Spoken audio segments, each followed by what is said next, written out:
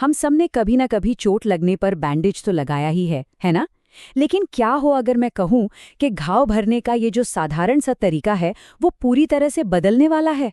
जी हाँ, ये सब मुमकिन हो रहा है एक ऐसी क्रांतिकारी टेक्नोलॉजी की वजह से जो हमारी सोच से भी छोटे मतलब माइक्रोस्कोपिक लेवल पर काम करती है।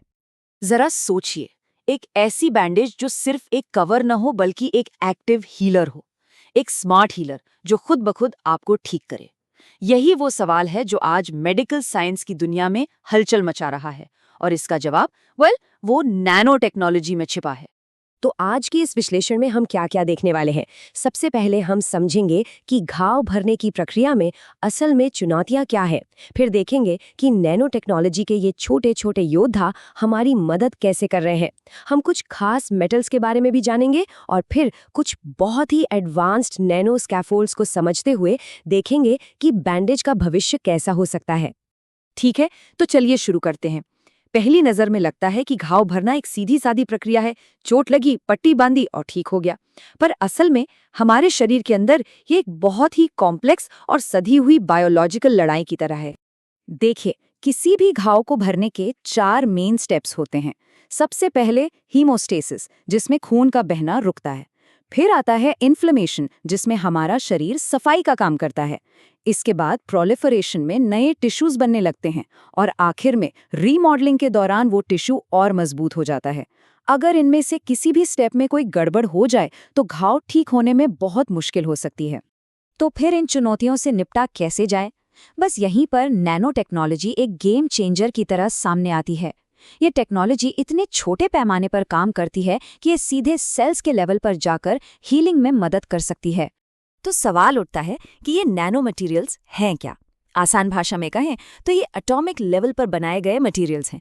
और मजे की बात यह है कि इनका छोटा सा आकार ही इनकी सबसे बड़ी ताकत है। इस साइज में इनके पास कुछ ऐसी अनोखी शक्तियां आ जाती हैं जो नॉर्मल साइज में बिल्कुल नहीं होती। तो ये छोटे छोटे पार्टिकल्स घाव भरने में करते क्या हैं? बहुत कुछ। ये बैक्टीरिया को मार सकते हैं, नए टिश्यू बनाने में मदद करते हैं, सूजन कम करते हैं, नई खून की नसें बनाने में मदद करते हैं और यहाँ तक कि एक स्मार्ट डिलीवरी सिस्टम की तरह दवा को सीधे घाव तक भी पहुँचा सकते हैं। चलिए अब बात करते हैं नैनो मटेरियल्स की पहली और सबसे फेमस कैटेगरी की। ये कुछ जाने पहचाने मेटल्स ही हैं, लेकिन जब इन्हें नैनो स्केल पर लाया जाता है तो इनमें इलाज करने की कमाल की ताकत आ जाती है। और इस लिस्ट में सबसे पहला और सबसे मशहूर नाम है सिल्वर नैनो पार्टिकल्स का। घाव की देखभाल के लिए इन पर शायद सबसे ज्यादा रिसर्च हुई है। इनकी सबसे बड़ी खासियत है इनकी जबरदस्त एंटी बैक्टीरियल पावर, मतलब ये इन्फेक्शन से लड़ने में माहिर हैं। सिल्वर नैनो पार्टिकल्स बैक्टीरिया पर एक तरह से 3 तरफा हमला करते हैं। पहला, वो उनकी बाहरी दीवार को ही तोड़ देते हैं। दूसरा, वो अंदर जहरीले मॉलिक्यूल्स बनाते हैं जो बैक्टीरिया को खत्म कर देते हैं। और तीसरा, वो उनके डीएनए को कॉपी होने से रोकते हैं। मतलब बैक्टीरिया का बचना लगभग नामुमकिन हो जाता है। और यहाँ एक बहुत ही दिलचस्प बात पता चलती है। सिल्वर नैनो पार्टिकल्स सभी बैक्टीरिया पर एक जैसा काम नहीं करते।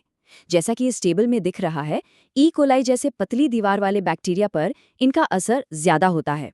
वहीं एस ऑरियस जैसे मोटी दीवार वाले बैक्टीरिया अपनी मजबूत बनावट की वजह से कुछ हद तक बच जाते हैं। लेकिन सिल्वर अकेला नहीं है, टीम में गोल्ड और कॉपर भी है। गोल्ड नैनो पार्टिकल्स सूजन कम करके टिश्यू को दोबारा बनाने में मदद करते हैं, इसलिए हम इन्हें रीजेनरेटर कह सकते हैं। तो वहीं कॉपर नैनो पार्टिकल्स बैक्टीरिया से लड़ने और नई खून की नसें बनाने में माहिर है, यानी ये बिल्डर है। जरा सोचिए, इन तीनों को मिलाकर एक सुपर बैंडेज बनाया जा सकता है जो घाव भरने के हर स्टेज पर काम करे। मेटल्स तो बस शुरुआत थी। अब हम बात करने वाले हैं नैनो मटेरियल्स की अगली पीढ़ी की, जो और भी एडवांस्ड और प्रोग्राम किए जा सकने वाले काम कर सकते हैं। तो मिलिए एमेक्जीन से। ये नैनो मटेरियल्स की एक बिल्कुल नई अत्याधुनिक क्लास है। इन्हें आप ऐसे समझ सकते हैं जैसे ये नए टिश्यू बनाने के लिए एक सपोर्टिंग ढांचा या मचान का काम करते हैं। एमेक्सीन्स असल में चादर जैसी बनावट वाले नैनो मटेरियल्स हैं, बहुत ही पतले। उनकी यही बनावट कोशिकाओं को चिपकने और बढ़ने के लिए एक परफेक्ट प्लेटफॉर्म देती है, जिससे नए टिश्यू काफी तेजी से बनते हैं। और अब बात करते हैं मेटल ऑर्गेनिक फ्रेमवर्क्स यानी MOFs की। इन्हें समझने का सबसे अच्छा तरीका है कि इन्हें एक स्मार्ट स्पंज की तरह सोचा जाए। सोर्स का ये कोटेशन इसे बिल्कुल साफ कर देता है। MOFs को दवाएं पहुंचाने वाले छोटे छोटे डिलीवरी व्हीकल्स की तरह प्रोग्राम किया जा सकता है।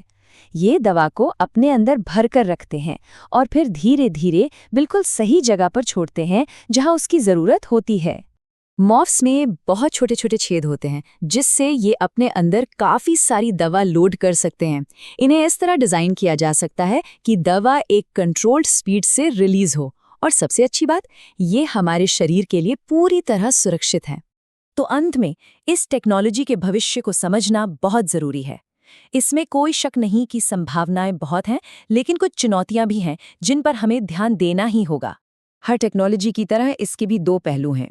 एक तरफ ये नैनो पार्टिकल्स इन्फेक्शन से लड़ने और हीलिंग को तेज करने में कमाल के हैं, तो दूसरी तरफ अगर इनकी मात्रा ज्यादा हो जाए तो ये हमारी अपनी कोशिकाओं के लिए जहरीले भी हो सकते हैं। इसीलिए सही बैलेंस खोजना बहुत ज़रूरी है और इसी पर अभी भी बहुत रिसर्च चल रही है। तो ये सब हमें एक बहुत ही रोमांचक सवाल पर लाकर छोड़ता है। क्या ऐसा हो सकता है कि भविष्य में जब हमें चोट लगे तो हम फर्स्ट एड किट से कोई साधारण पट्टी नहीं, बल्कि ऐसे स्मार्ट नैनो डिवाइस निकालें जो हमारे शरीर के साथ मिलकर हमें ठीक करें? इस टेक्नोलॉजी की क्षमता को देखते हुए तो लगता है कि ये भविष्य शायद उतना भी दूर नहीं है।